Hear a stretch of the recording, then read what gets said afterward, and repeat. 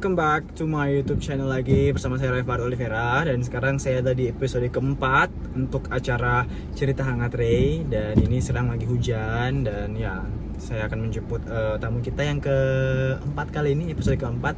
Dan dia adalah seorang pemuda yang sangat inspiratif. Dan kalau menurut saya, pasti banyak yang bisa saya dapatkan dari cerita dia hari ini. Dan ya, I hope you guys enjoy this episode. Dan ini waktunya agak sedikit deadline karena besok dia akan berangkat kembali ke Makassar karena terlalu sibuk kali ya. So ya, waktunya cuman mepet sih, ini mepet, pulang kantor langsung ganti baju, langsung mau ketemu dia untuk langsung interview. So ya, mari kita langsung ke tempat dia dan let's start this. Alright guys, sekarang saya sudah bersama yang selama ini agak susah kita susah diketemu karena terlalu sibuk guys. Kemarin sempat ke Kendari cuman lupa kontek-kontekan, Yep. lupa kabar-kabarin. Iya, dan sekarang timingnya yang pas berhubung habis ulang tahun. Yep. Akhirnya kita dipertemukan sesama anak cancer. Sama Juli nih ya. Ya, sama Julai, anak Julai. Yap. Diperkenalkan dulu namanya siapa? Boleh. Assalamualaikum. Halo, saya Ismail Bahtiar. Oke. Yes. Sulawesi Selatan, Makassar, tapi aslinya orang Bone dan saya tidak tahu kenapa sangat tertarik dengan Kendari dan Sulawesi Tenggara. Kendarians. Yap. Hidup Kendarians. Pekerjaan.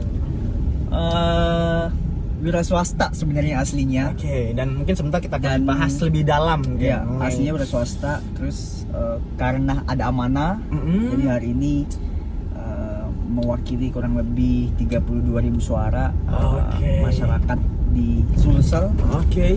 as a representative parlemen di Sulawesi Selatan. Oh, that's a good thing. Sebelum kita bahas lebih kayak mendalam mengenai Yep. pekerjaan atau apa, I really want to know education background. Nah dulu waktu ini kan SMA dulu lulusnya apa? Ya, saya SMA IPA. Dan kalau mau bercerita lebih jauh sebenarnya ya, dulu saya nggak pernah sedikit pun kebayang buat kuliah Oke.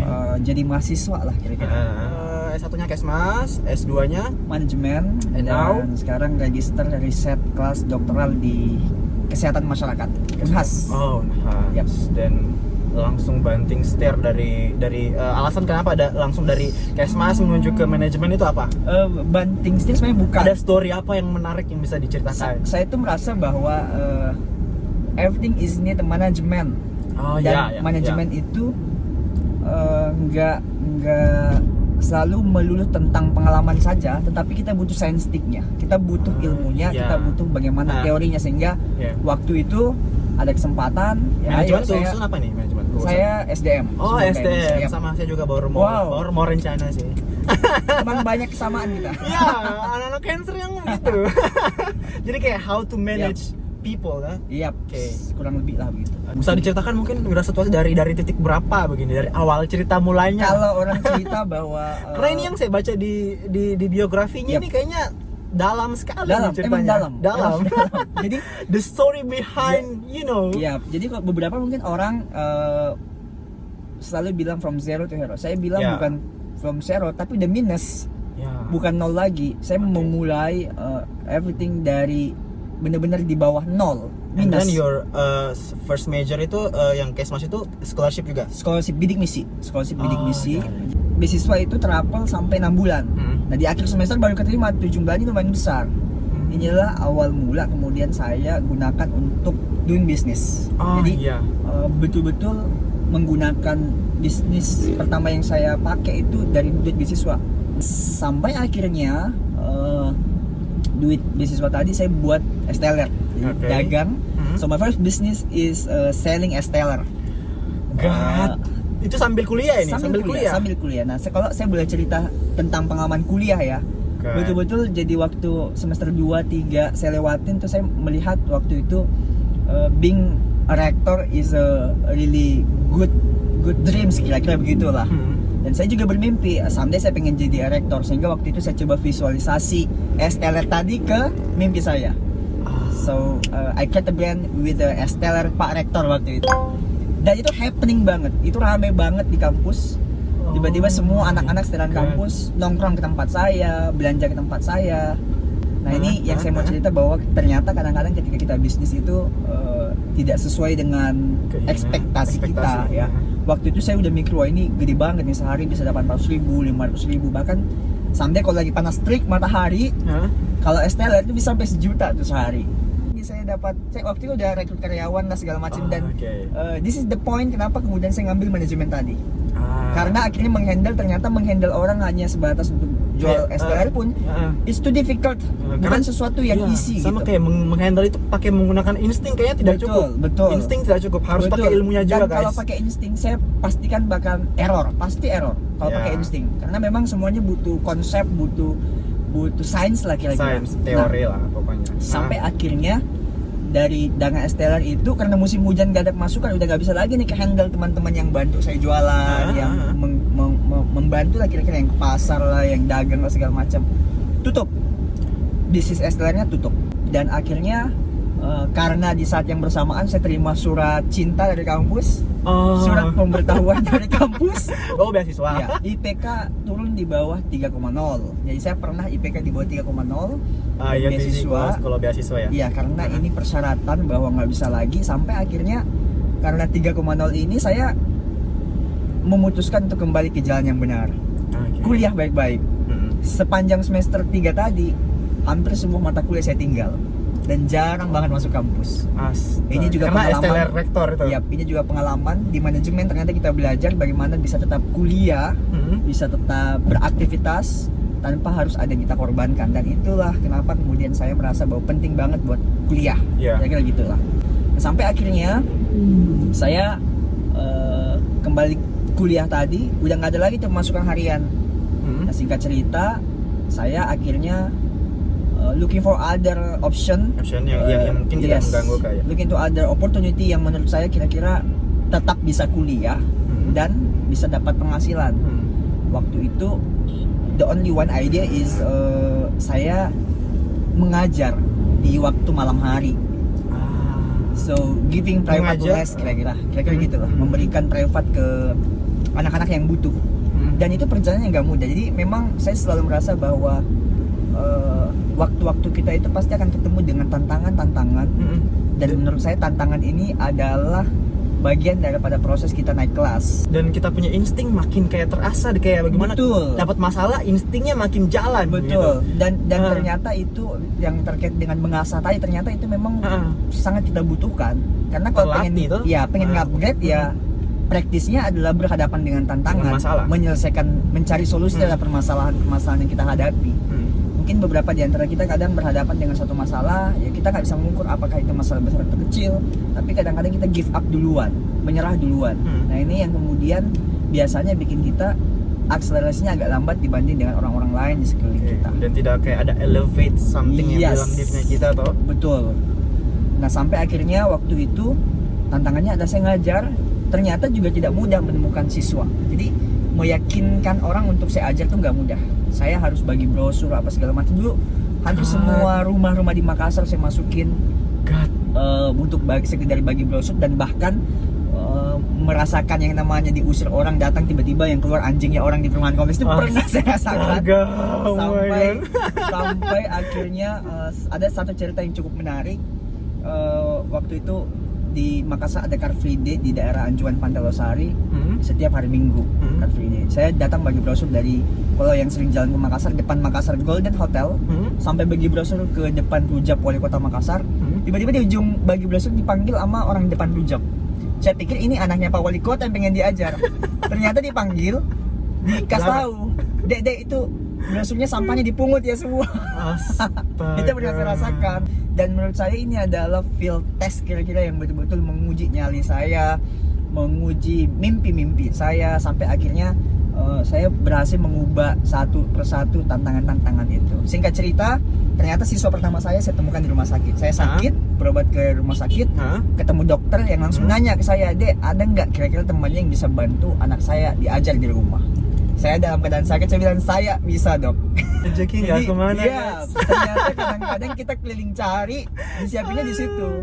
Jadi singkat cerita, saya yang tadinya nggak tahu ini anaknya kelas berapa, mau diajarin apa, tapi sudah mengiyakan. Akhirnya ikhtiarnya ya udah, saya ke rumahnya, datanglah ke rumahnya, masuk. Dalam perjalanan saya pikir, ini kalau tiba-tiba yang pengen diajar anak SMA kelas 3 dan minta diajar fisika kimia, gimana ya? Ini bukan saya, kira-kira. Mengajar fisika kimia itu bukan saya. Kimia, oh my god. Nah, sampai akhirnya saya ketuk rumahnya, ternyata yang keluar anak SD. Ini Jadi saya bilang, ini rezeki ini. Dikasih ini, singkat cerita dari ibunya tadi, si ibu dokter, anaknya kadang emang anaknya udah pintar lah. Tapi saya coba kasih tambahan-tambahan pembelajaran di rumah. Anaknya peringkat 1 di sekolah. Dia cerita lah ke semua teman-teman sesama dokter di rumah sakit itu. Oke.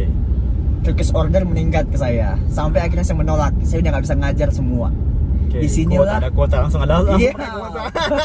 Yang tadinya hanya ngajar 2 kali seminggu di malam Senin sama malam Jumat ya, tiba-tiba harus setiap malam dan tiba-tiba harus sore pun mengajar. Saya tadi bilang tadi kan sempat kuliah terbengkalai. Nah pada saat itu saya sempat juga mikir saya berhenti kuliah aja deh, ngajar anak-anak SD aja nih. Tapi ternyata itu bukan pilihan yang tepat saat itu. Yang tepat justru saya mengajak teman-teman saya di sekeliling asrama sesama penerima beasiswa untuk ayo yang mau ikut di manajemen saja. Saya sempat bikin manajemen, tapi bukan manajemen artis, manajemen pengajar, manajemen tutor. God, jadi kayak dari awal memang kayak education lover sekali ya. Jadi sampai dibikin IO kayak kalau anak-anak zaman sekarang kan bikin IO nih agensi artis, tapi ini lebih kayak pada agensi pengajar, lebih ke so I don't know how to interest di pendidikan, tapi saya merasa bahwa ini adalah passion saya kira-kira lah. Saya begitu senang sekali ketika bahas soal sekolah, kampus dan other term about education lah kira-kira. Singkat cerita, bikin manajemen tadinya yang saya ajar hanya 5 sekian belas orang. Karena ada manajemen akhirnya menjadi ratusan orang. Itu di tahun 2013. Inilah cikal bakal kemudian saya mendirikan lembaga bikin sekolah informal di Makassar. Yang tadinya saya handle 1 siswa itu sekarang alhamdulillah maybe more than 2,000 students every year. Jadi satu lingkungan saya sudah alhamdulillah ada lokasi punya kami di Makassar. Itu dari bisnis tadi yang kemudian kami kelola. Dan ya dari Sulawesi Tenggara, dari Papua, dari Kalimantan semua pada datang ke Makassar. Every end year semester mereka pasti datang buat belajar ke tempat kami. Dan itu buat saya betul-betul jadi rezeki nomplok. Saya manfaatkan semuanya. Itu ya pahala kan? Iya benar. Jadi ilmu tuh jadi amal jariah, benar sekali. Jadi amal jariah. Nah singkat cerita berkembang, terus akhirnya saya resign tahun 2015. Setelah selesai dapat 2015 itu pasti sudah lulus kan? Yes, tahun dulu karena saya. kita kan slating ini. Iya. Saya 2015 dan selesai, kemudian saya akhirnya berhenti resign ya. But not totality. Saya tetap ada nama segala macam. Saya hanya minta izin ke teman-teman ini yang ikut membantu saya. Saya bilang saya pindahkan pengelolaan, silakan teman-teman kelola. Saya mau lanjut kuliah ke UGM 2015-2016. Nah pada saat mau kuliah inilah kemudian semuanya saya merasa kok mulai amburadul, pengurusan segala macam.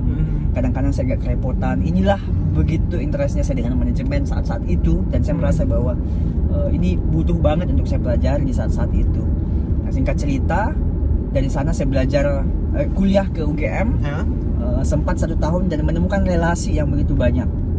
Relasi itulah yang kemudian coba saya manfaatkan juga, coba saya berdayakan juga to create other business. So saya coba bertransformasi ke bisnis shipping, bisnis oil, dan jadi ini yang kemudian saya geluti selama 2 tahun dan akhirnya bisa punya relasi seperti sekarang, berkenalan dengan si A, berkenalan dengan si B, bekerja sama bisnis bareng-bareng, dan sampai akhirnya kemudian saya menemukan satu ketertarikan di politik, dan saya merasa bahwa antara politik dengan education. Yes, itu sangat-sangat punya Ini kayak adalah koneksi Yes, dan saling keterkaitan. dan sangat erat sebenarnya Jadi katanya. kayak kita punya passion di education, ya bagaimana kayak spread itu, kita harus punya power itu Yap. kan sebagai itu. Benar. Dan ini yang paling penasaran Yap. after I read your website Yap. mengenai background dari ini sebenarnya alasan utama mu yang paling mendasar Yep. move to politics itu apa? Kayak selain daripada kayak untuk mengaplikasikan Oke, gitu. oke. Kayak, apakah ada Oke. kayak inspirasi yang Oke, lihat sosok siapa atau apa? Let's tell the main reason ya. Saya itu merasa begini. Mind of the people bilang politik itu adalah bullshit kira-kira. Ya. Dan mungkin juga sometimes sering berpikiran begitu kira-kira ya.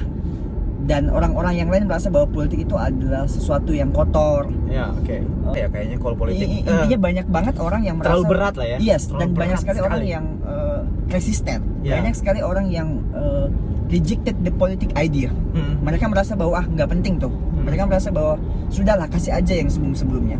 Nah, disinilah saya merasa bahwa kalau political konsep itu dikelola oleh orang-orang yang sejak tahun 1909 sekian sampai tahun 2000 sekian, nah kita ada sekarang di era yang betul-betul sangat cepat, disrupsi Era ekonomi, milenial. disrupsi sosial, disrupsi budaya, begitu kental terjadi percepatannya.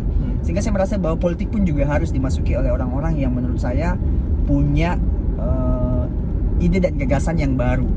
Meskipun ya hari ini karena kami ada di lembaga yang menjadi representatif akumulasi rakyat, akumulasi warga, putusan-putusannya tentu melibatkan banyak kepala.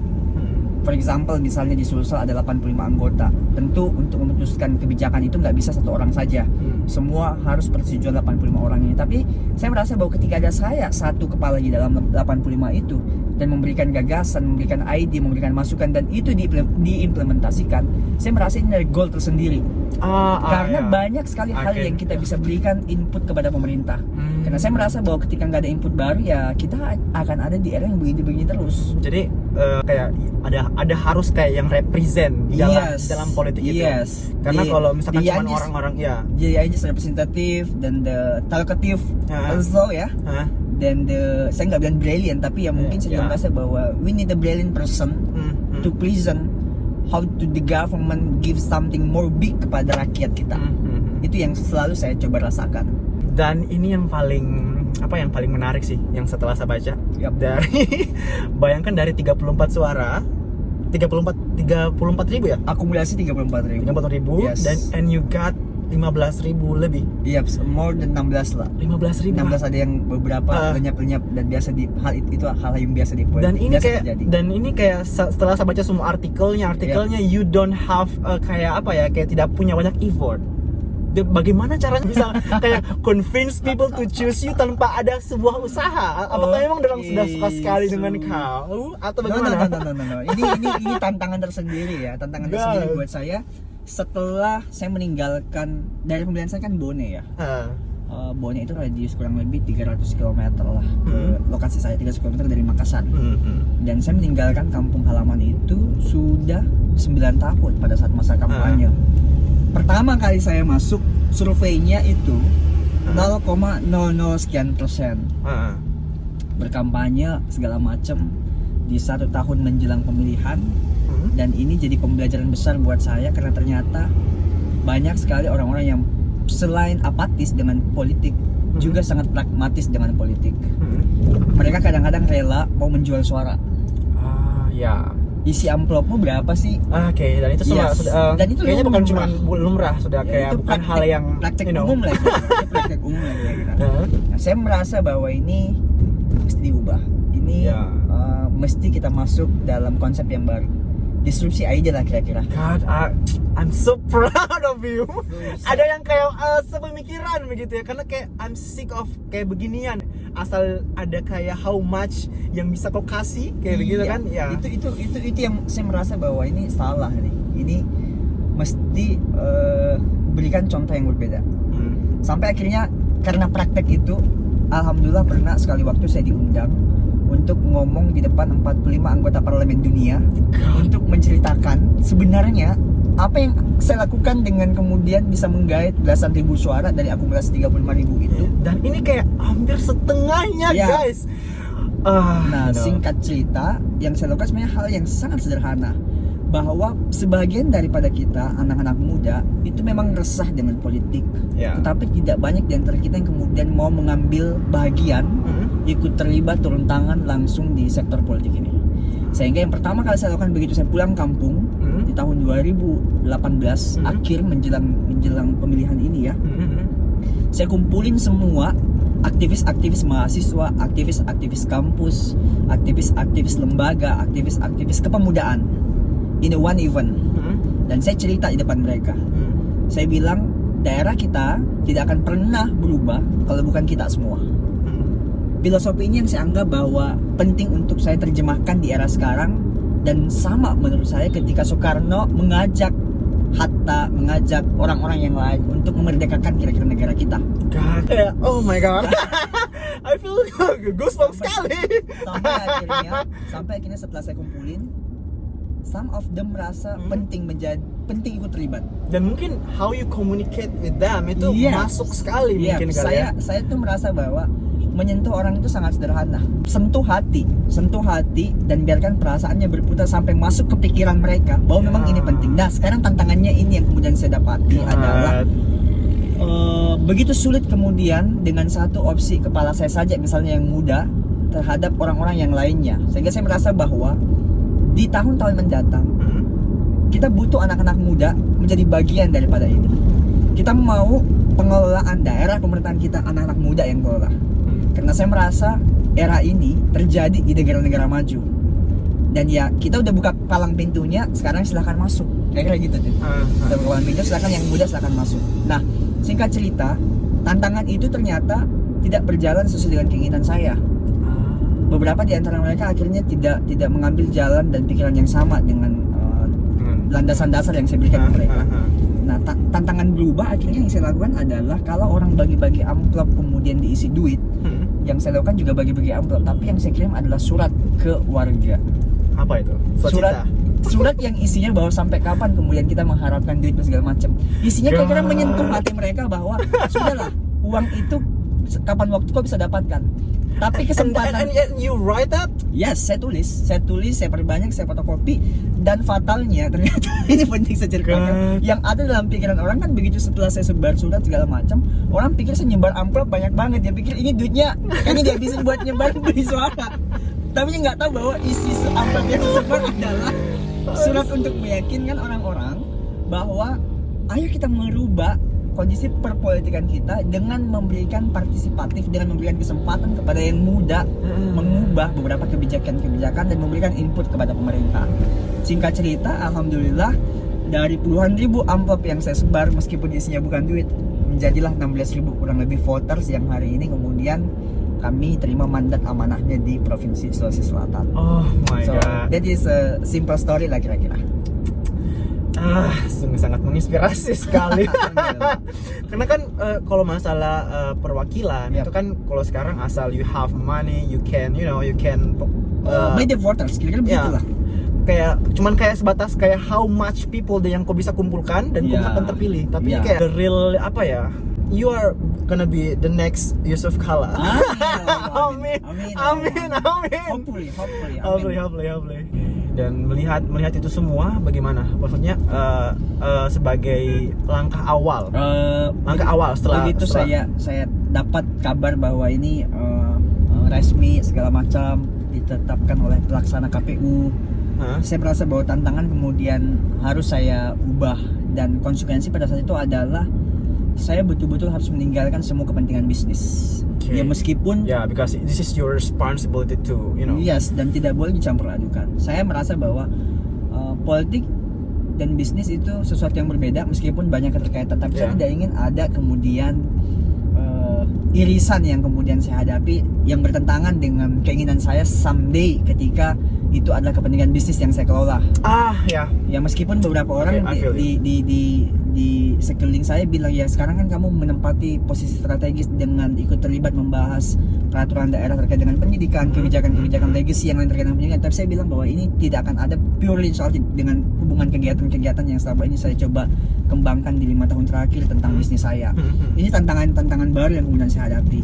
Nah, singkat cerita ya saya harus meninggalkan semua kepentingan itu dan concern to the politic, concern to the kepentingan orang banyak.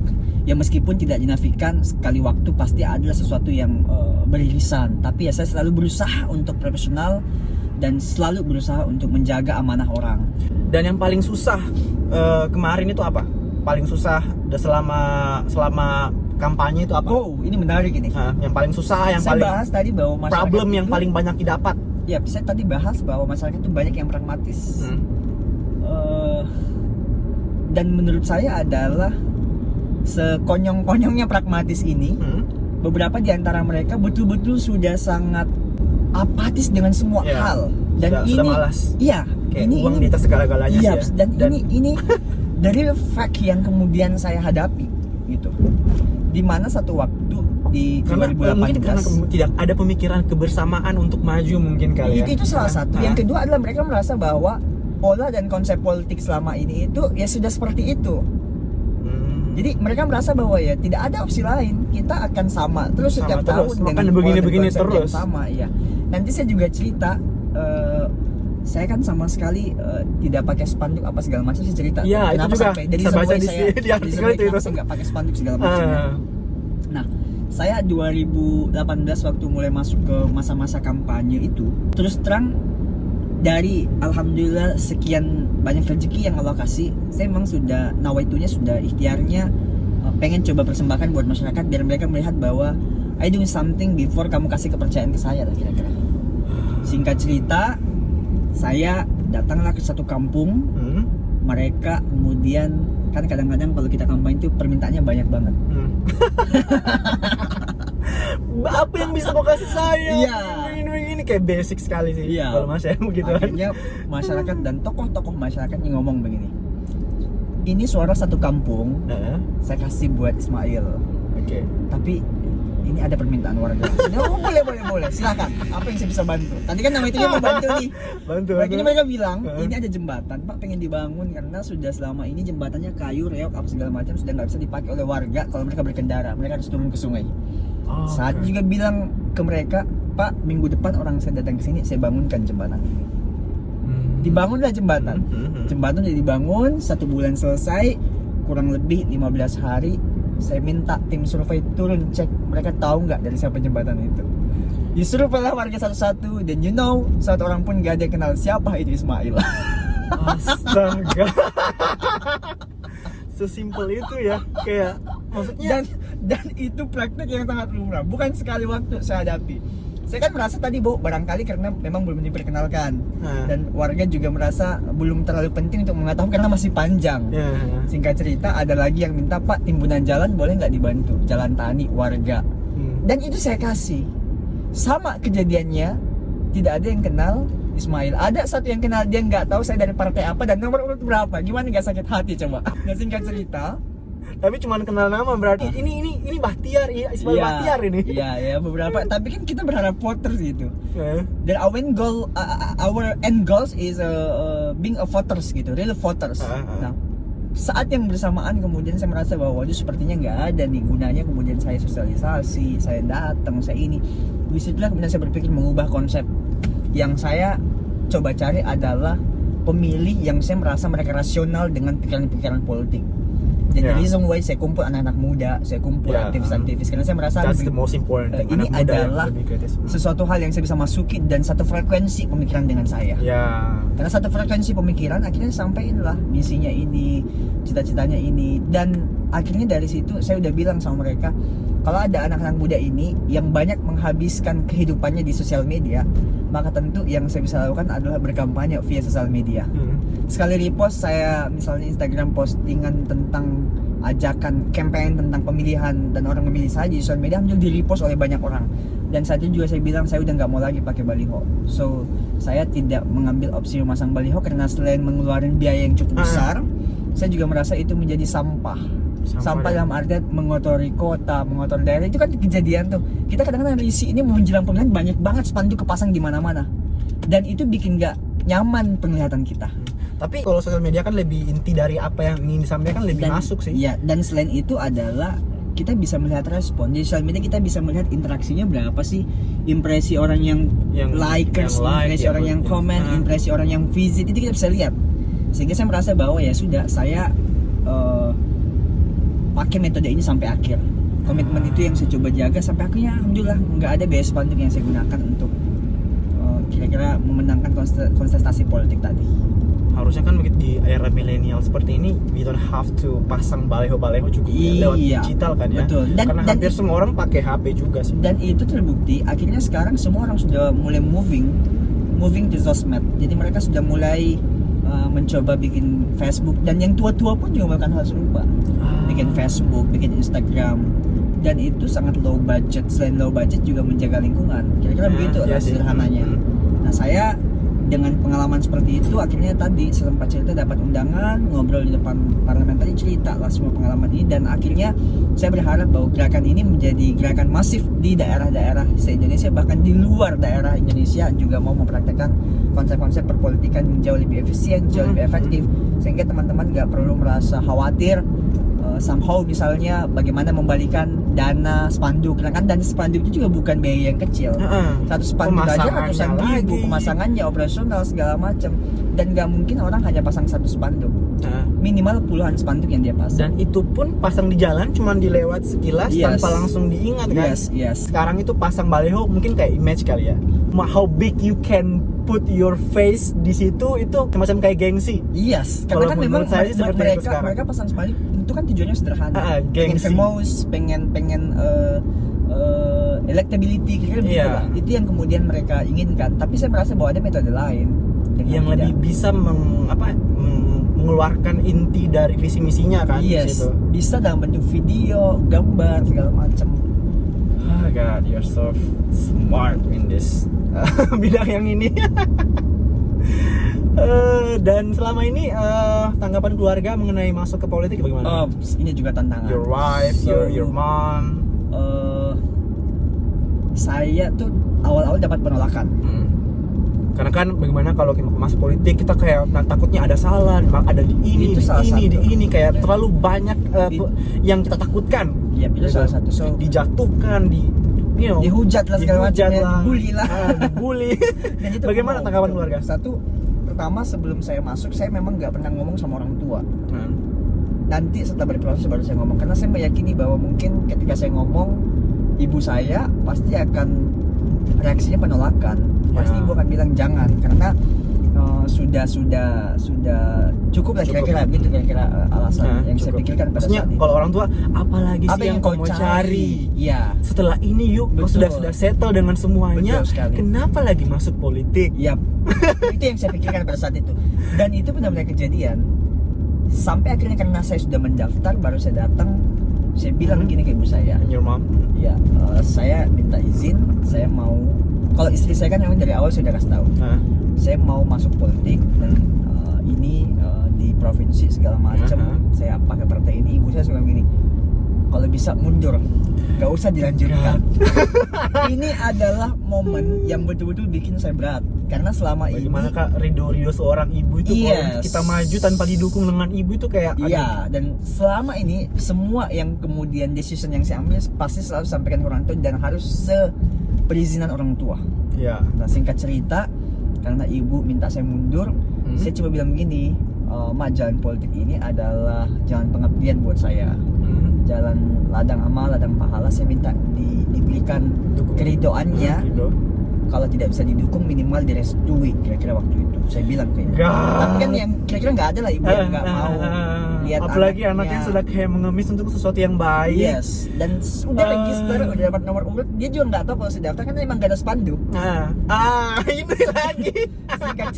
Singkat cerita, bahkan satu kampung saya pun, saya kan tidak bersosialisasi di kampung tempat saya tinggal tuh, nggak ada yang tahu. Nah, singkat cerita, di Desember akhir 2018 saya telepon orang ke rumah.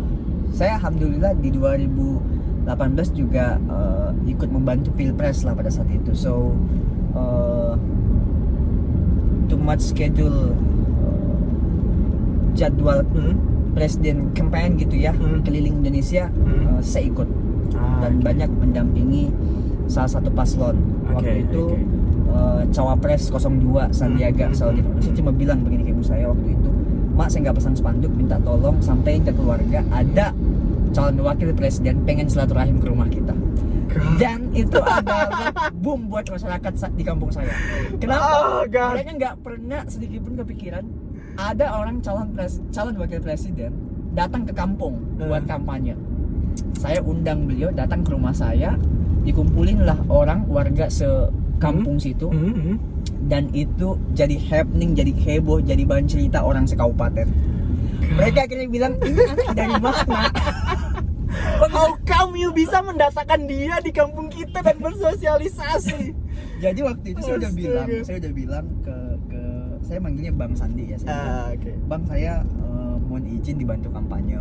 Waktu itu, oh boleh, gimana cara? Saya bilang saya cuma minta satu, abang luangin waktu datang ke kampung saya, ketemu dengan orang-orang yang ada di kampung saya. Cuma itu permintaan saya, dan beliau alhamdulillah mau.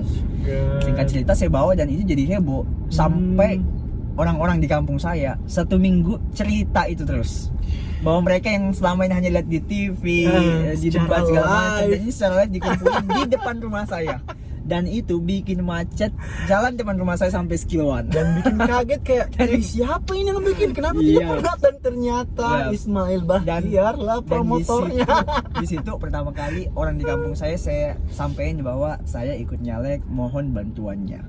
Dan ada pertanyaan bilang kenapa tidak pakai baliho? Kenapa tidak pakai ini? Sama sekali. Euforia itulah yang kemudian orang kampung saya support, sampai akhirnya mereka ikut support, membantu mengkampanyekan lah segala macam. Jadi memang selalu saya merasa bahwa jalannya pasti ada aja. Jalan ceritanya pasti akan dibuat sederhana kalau kita memang punya ikhtiar dan nawaitu yang baik. Jadi mungkin orang-orang di kampung merasa kayak ini anak nothing tulus. Iya, mungkin really boleh jadi. Dan boleh jadi mungkin mereka juga berpikir bahwa kita selama ini jangankan di tingkat nasional, terlebih bahwa ini adalah calon wakil presiden, bupati aja jarang datang kira-kira begitu. Sampai akhirnya datang, dan itu jadi bahan kampanye buat saya.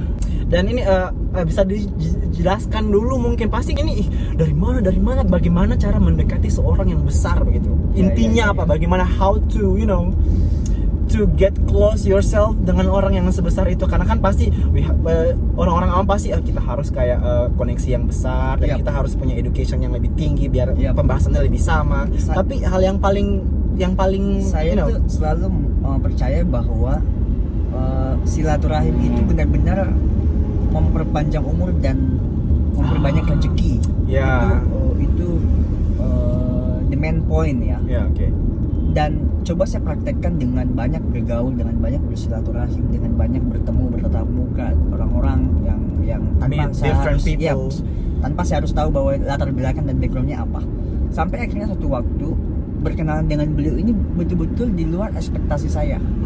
Ada kakak yang kemudian setiap harinya mendampingi beliau di Jakarta, buatin schedule, ya kira-kira sekretaris pribadinya beliau lah. Dan itu orang satu kampung saya.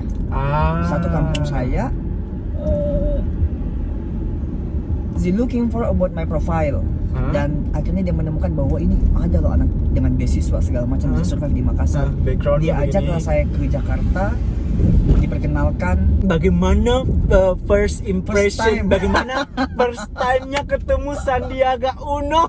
Saya tuh awalnya sempat dikerjain. Oh God. Sempat dikerjain gini nih. Saya kan dipanggil ke Jakarta buat ketemu. Tiba-tiba pas datang ke rumah beliau. Dan itu pas dikasih tahu kayak bagaimana? Oh my God, I have to prepare everything. Apa yang harus saya bahas di depannya? Apa yang saya harus sampai saya oh my God. Malis presentation gitu ya, apa yang saya harus sampaikan ke beliau, dan kira-kira bagaimana sampai saya di prepare sampai 3 hari saya nggak bisa tidur tuh.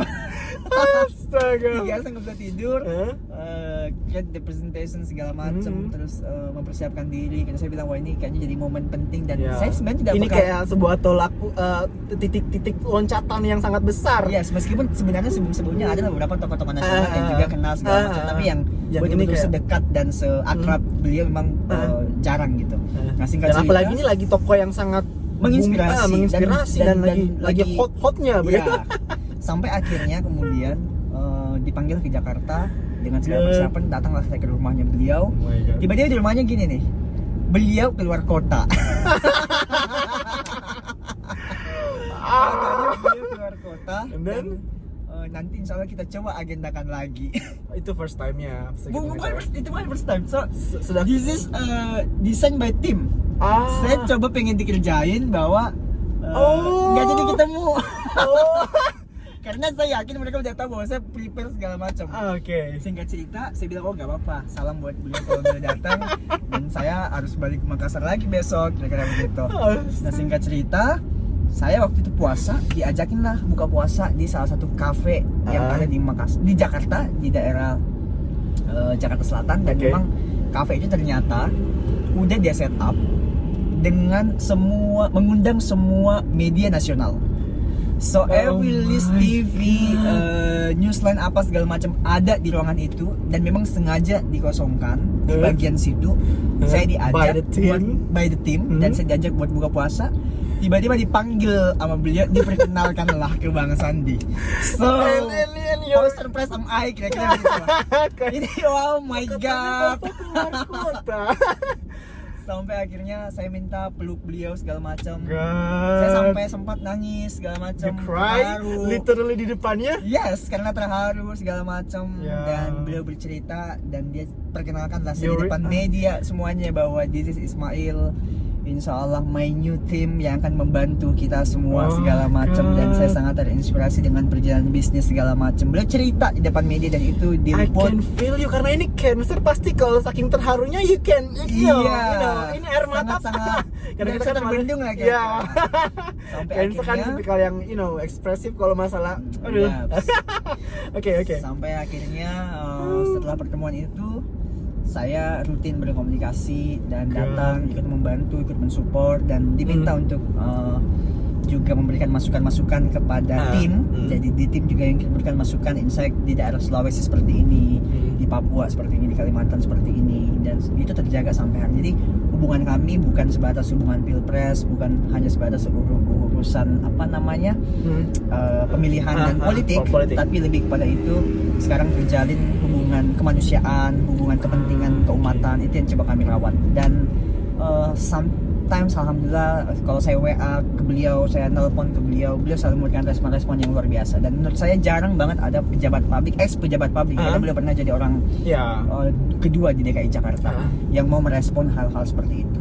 Dan saya juga menganggap bahwa everyone punya kesempatan yang sama. Setiap dari kita punya hal yang bisa juga kita lakukan lebih daripada itu. Bahkan caranya sangat sederhana ya, yang saya rasa bahwa you need to create something, karya yang kira-kira bisa berdampak buat orang banyak dan membuktikan bahwa kamu memang pantas untuk diberikan kesempatan.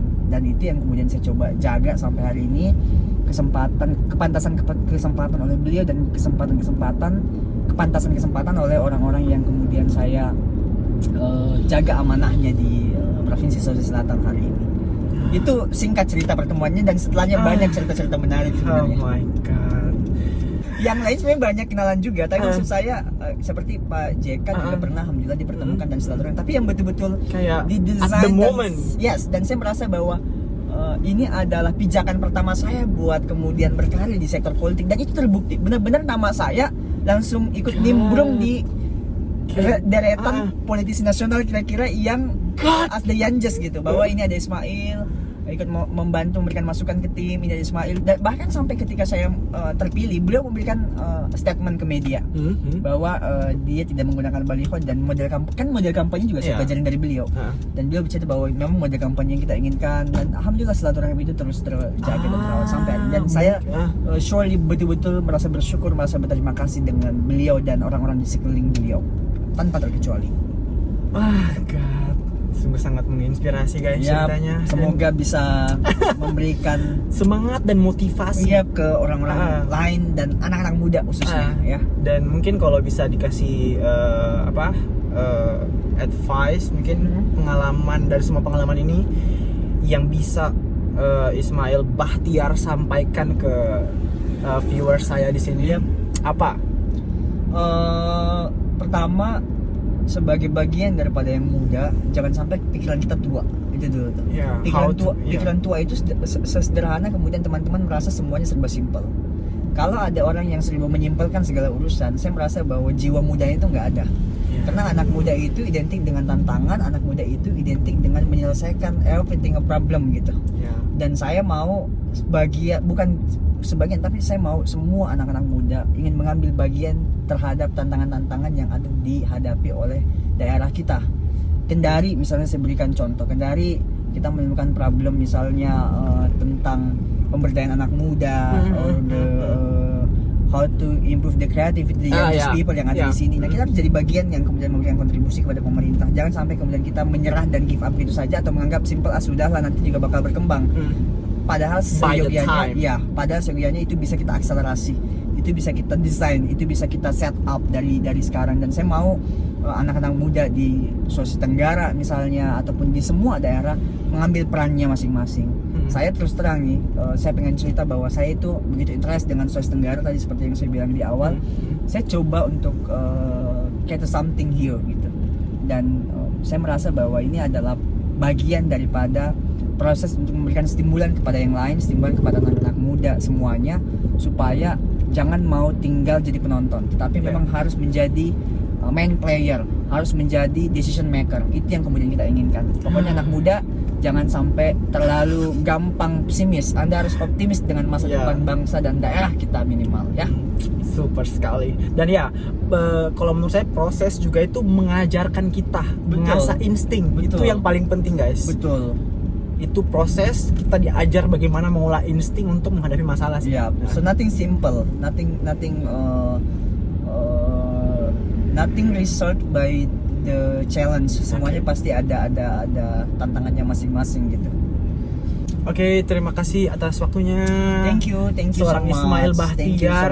This is the first time orang yang verified akunnya di Instagram datang di showku secara live.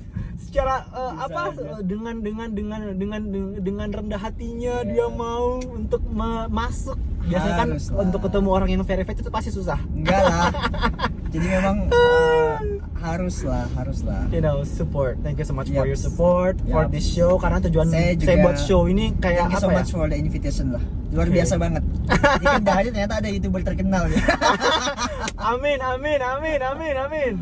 Karena kan motivasi sebuah acara ini sebenarnya lebih kepada mengeducate kita generasi muda, berbagi pengalaman dari segi berbagai bidang. Kalau tujuan dari saya membuat show ini, nice. Seperti itu sih. Karena sudah I'm sick of yang entertainment. By the way, dulu saya sering kesini juga nih. Makan nasi kuning di dengan pisang BP-nya juga bagus ini. Enak banget sih.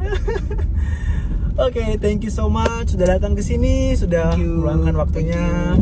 Dan ya, semoga kita bisa ketemu lagi dan buat diskusi-diskusi yang lebih menginspirasi lagi. Amin.